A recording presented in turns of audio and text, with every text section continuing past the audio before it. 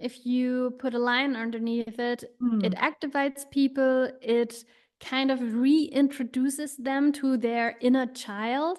Mm-hmm. And sometimes it puts conversations and discussions on a different level. Hi and welcome to Lead Well. Hi and welcome to today's podcast episode. And I have a wonderful guest with me, and that is Britta Ulrich. Hi, Britta. Hi, Christine. Nice to meet you. Yeah, nice to see you here as well. Let me quickly give a brief bio from you so that people know who is talking to them. Britta Ulrich, born in 1980, is a certified business psychologist and visualization expert. And I know she's also a coach because we have the same background when it comes to coaching. That's how we met. And Britta helps people and companies make the invisible visible, which is so fascinating because I know you also work with pen and paper. So, another thing that we have in common. And it is your vision to bring lightness into the working world. Her workshops, talks, and holistic SOULSHINE coaching sessions activate the brain, touch the heart, and open doors. And then, of course, you have a wonderful website that we will link in the show notes. And you also have a book that is fabulous and that I have here with me. And we'll probably also talk about that. But my first question to you really is SOULSHINE. What a wonderful word. And what's that? All right. Well, thanks, first of all, Christine, for the nice introduction. Yes. What is soulshine? Soulshine is a word that came to me through a song I was listening to by Warren Haynes, and the song is called Soulshine. Oh. And he sings, "Soulshine is better than sunshine." And I thought, wow, that's so true, because every year, again and again in the wintertime, I felt like, hey, where's my energy? And what can I do to keep that energy that I feel in the summer or in fall or in the springtime? Mm. And then I also listened to a TED talk that was called "There's More to Life Than Happiness" from Emily Esfahani Smith. Mhm. And those two things came together. And the first thing I created was an advent calendar. And I drew one thing that gives me strength or that I'm thankful for, something I just like in the time before Christmas. And let me show you real quick what the picture looked like. Mm.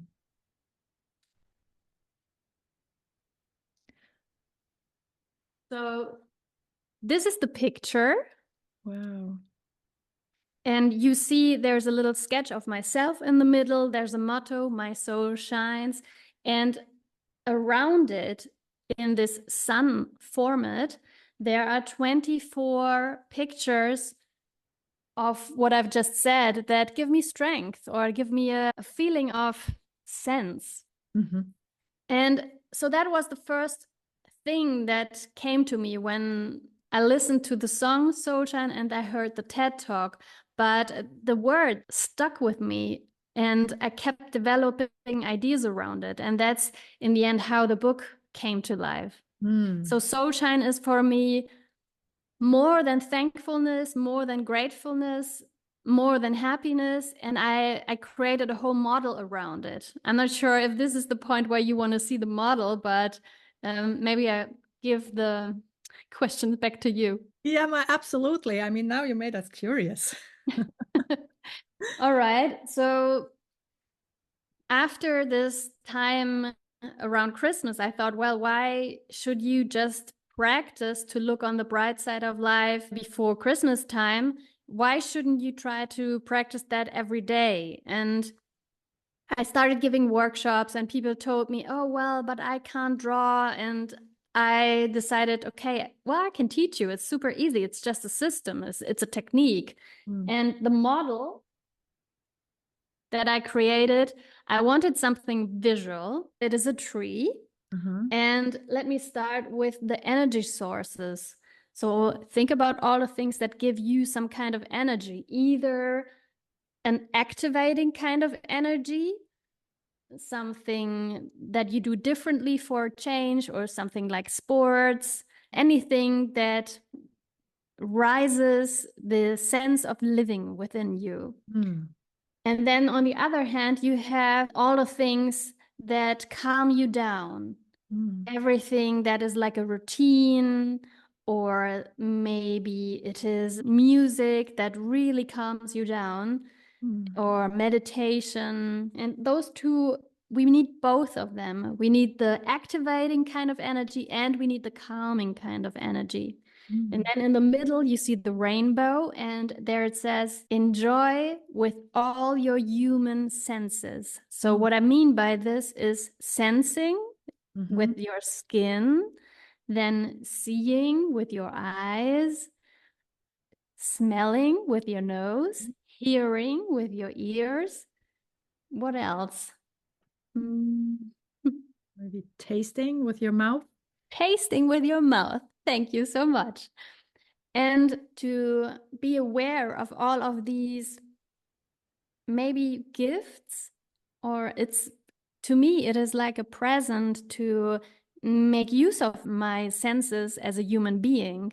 And when you're really stressed, focusing on your senses is again something that can give you energy. So the calming kind of energy, the good energy, the one you want. So all of this is part of SOULSHINE. And then you have the actual tree. So maybe the treetop or the crown. And this is the part that stands for self-efficacy. What do I mean by that? To really understand what are your little and big successes. I think human beings tend to look only at the really, really big successes and not the small ones. And I invite everybody to also look at the small ones, or the ones where you were just a part of the success. So it might have been a team success, but to be honest with yourself and other people, and to admit that you have been part of the success. And then you have the part of the insights and the learnings. So what do I mean by this? I think while we are living, we learn a lot, but we also learn, or especially learn a lot, when we make negative experiences. So SOULSHINE to me also means to honor that you have learned something from the negative or the hurting experiences that you are making, and to at least draw something good from this hurtful moments.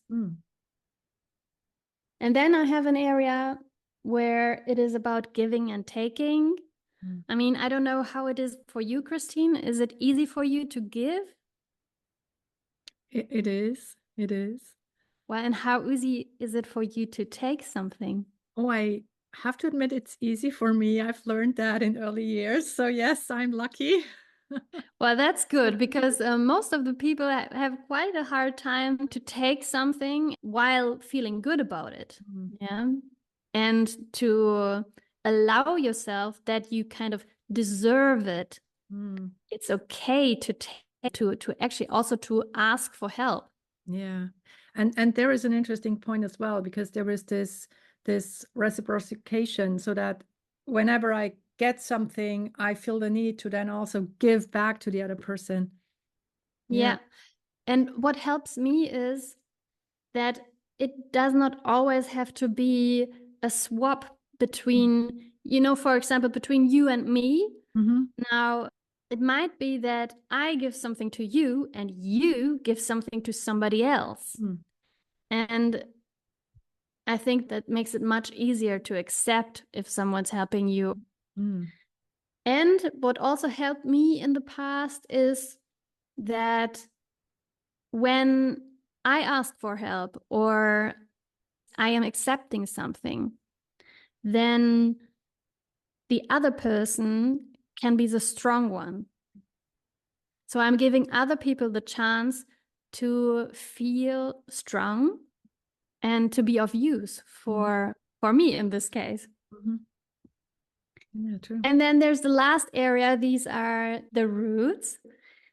And the roots stand for connection, interconnection between myself. So towards me, a connection towards myself. And this is my inner dialogue. So how well is my inner dialogue? Am I bashing myself up or beating myself up? Or am I being a good friend to myself? And then there's the connection to other people. That can be close friends or family, but it can also be very loose connections. You know, like when you're going shopping and you have a conversation with the person who's selling you rolls or bread. That's a very loose connection, but I think we underestimate how important these kind of conversations are for ourselves.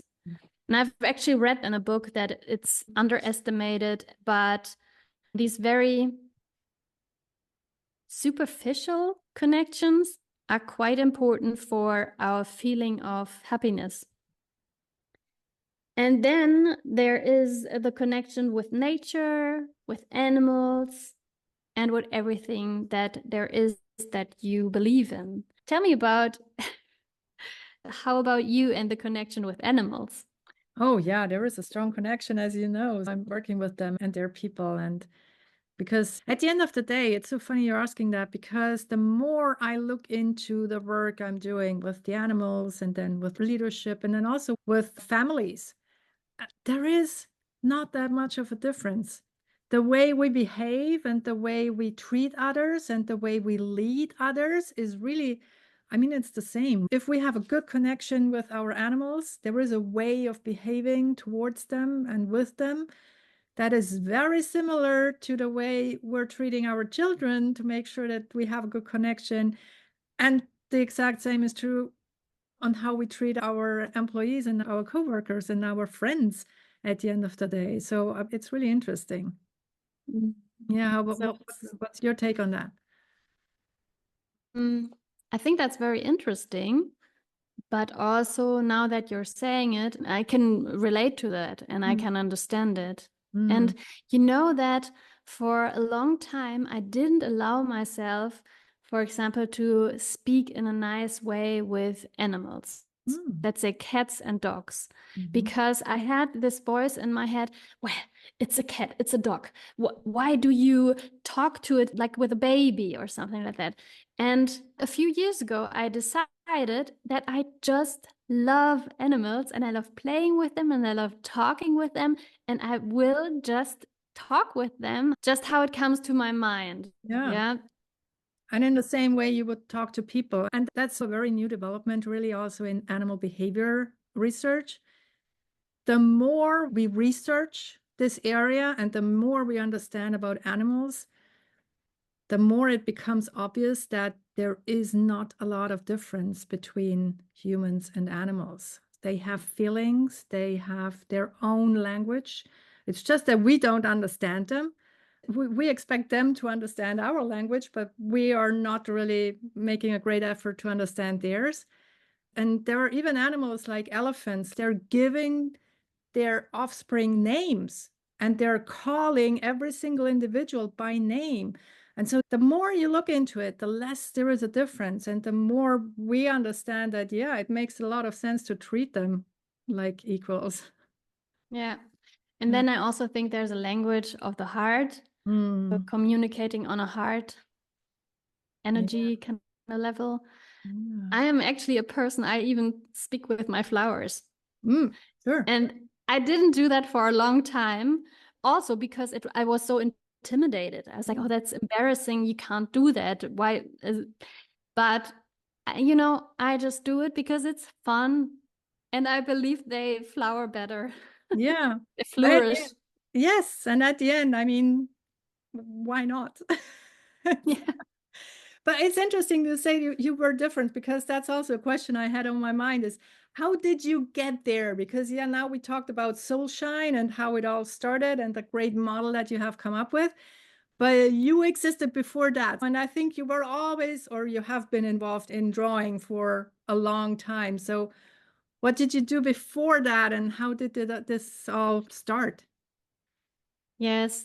So as a kid, I used to draw everywhere and always. And then at one point in my life, I decided that it's not possible to earn good money with drawing, and I stopped.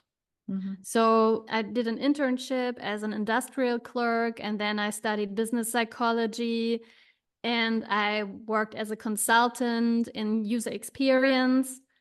And then I worked for a company that it was a business network, and they allowed me to go on a conference. So I went to the UX London and I visited a workshop from Sunny Brown. And Sunny said, well, if you're working with people and you have complicated stuff to do, you better take a pen and some paper to make sure you're not talking past each other and to make sure you understand each other well and to not waste time. I was like, this is amazing. I'm going to do that. And I started doing it at work, and it didn't take a month that people started asking me, hey, Britta, can you teach us how to do that? Wow. Because I applied visual thinking, that's how you call it, in my work as a researcher and in my work as a team leader. And I also brought some examples that I can describe to you. And I realized visual thinking outside of your head, is something that can be applied in every discipline, because every discipline is quite specific and quite complicated nowadays. And you have the need to explain your colleagues, your customers, your boss, your employees. You have to make sure they understand you and they want to follow you. You have to make sure they don't feel stupid. So what I did, for example, was when I wanted to ask my team what they think our work contributes to the company strategy. Then I drew something like that, like a cake, and a piece of the cake is being taken by a little person. And I was asking them, okay, what do you think is our part of the work here? Or I drew a sign of a goal. And I asked them, okay, what do you think should be our goal? And this is just a very simple template or idea how to use visuals to activate your team. I could have also just written it, but it's different if there is a little symbol. It touches you on an emotional level and it invites you to contribute even more. Yeah, and at the end of the day, I think whenever we think as a human being, we create pictures in our head anyway. I mean, we all think in pictures. Some of us recognize it, some of us not yet, I would say. But I mean, everything we think about is more or less a picture in our head. Yeah. Or we had a research process in our team, and whenever new people were starting, I showed them this comic. And in a comic, I explained, okay, if you want to work with us, you have to do it in this way. And you see that there's little stick figures, but there's little speech bubbles, but there's also a lot of text, so a lot of copy to specifically explain. And it's always these two together, writing, saying something, and a few stick figures or simple symbols. Another thing I brought was a little scenery or a scene on the water, maybe on a lake or the sea, with a boat and a person looking outside of the boat and a little fish jumping and a little anchor and some wind And this is a picture that's really nice, can be used for retro perspectives. Mm-hmm. So if you want to look, okay, how well did we do? What kept us? Yeah, the anchor is what kept us, or what was the wind that gave us a good push? And what are the things we want to see in the future? So looking at these kind of things as a metaphor. So metaphors are very helpful when you use visual techniques in business context. Wow, that's great. And I love the way it's more tangible than what we do in Neurographica. Neurographica has the same idea of putting thoughts on paper, also because in Neurographica, the one thing is that we can put unconscious things on paper.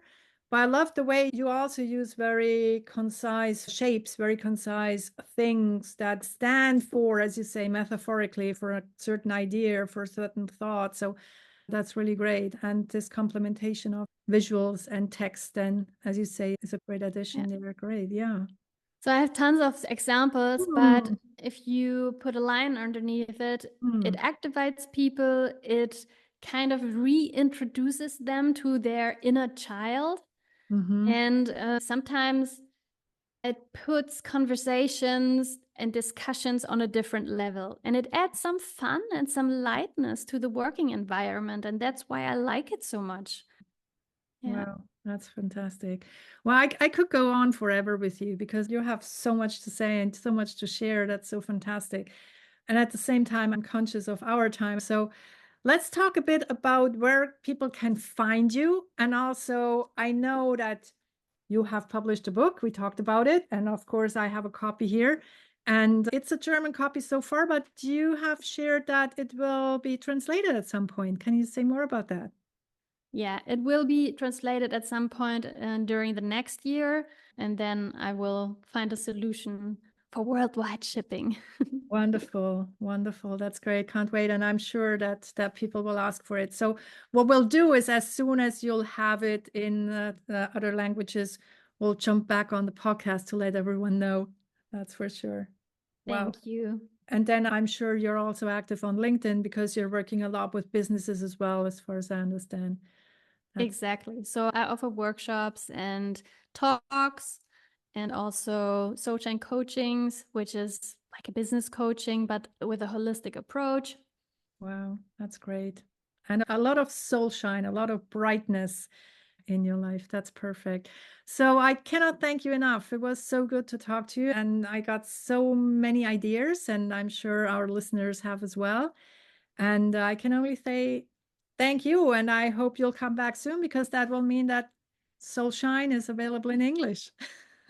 Thanks so much, Christine, for inviting me to your podcast. Thank you. And thank you all. And always remember, lead well yourself and others. Bye for now. This was Lead Well. Now, what is the one thing that you're taking away from this episode? Please share in the comments below and do share the podcast with your friends and family, but only if you like it.